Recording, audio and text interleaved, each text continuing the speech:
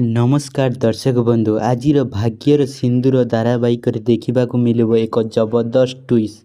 प्रतिभा षड्यंत्र और लिपि पूरापूरी फसी जावाकू जाउछंती। डाक्टर जेजेमा को परीक्षा करिबा परे कहिबे जे भूल औषध खाइबा जोगु तांको स्मृतिशक्ति उपर प्रभाव पड़ी, किंतु यह साधारण घटना नुहे। केही जानीशुणी औषध बदल सन्देह मध्य प्रकाश करेंगे। यह शुणी समस्ते आश्चर्य होइजिबे। प्रतिभा सांगे सांग लिपि उपर दोष लगाई कहिबे जे जेजेमा को शेष थर औषध लिपिका ही देइथिला। आयुष्मान मध्य किछि समय पाई द्वंद्व पड़ीजिबे। लिपिका कांदी कांदी कहिबे जे केवल प्रतिभा देइथिले औषध ही मु देइथिली। एही समय प्रकाशक मनरे सन्देह जन्म नेब।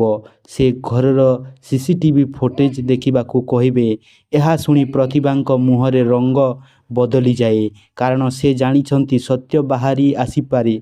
अन्यपटे वर्षा लुचि लुचि प्रतिभा औषध बदलैवा घटना को मने पकई से भाविबे जदि सत्य कही दियंती तेबे लिपिका बंचीजीव, किंतु प्रतिभा तांको धमक देई चुप रहिबाकू कहीदेवे। एपटे जेजेमा स्वास्थ्य धीरे धीरे सुधरई आसवा आरंभ करिवो। तांकू किछि कथा मने पड़िबो एवं से कहिबे जे लिपिका कौनसी भूल करि नथिला। एही कथा शुणी समस्ते आश्चर्य होइजिबे।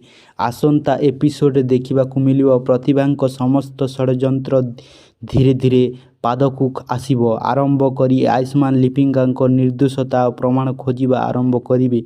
तेबे सतरे कौन प्रतिभा धरा पड़िबे? ए लिपि अन्य मिलिबो कि न्याय मिलिबो कि? यह जानिबा पाई आसंतु एपिसोड को निश्चित देखंतु। आपण मतरे प्रतिभा सत्य केबे सामना को आसीबो कमेंट रे निश्चित जणांतु।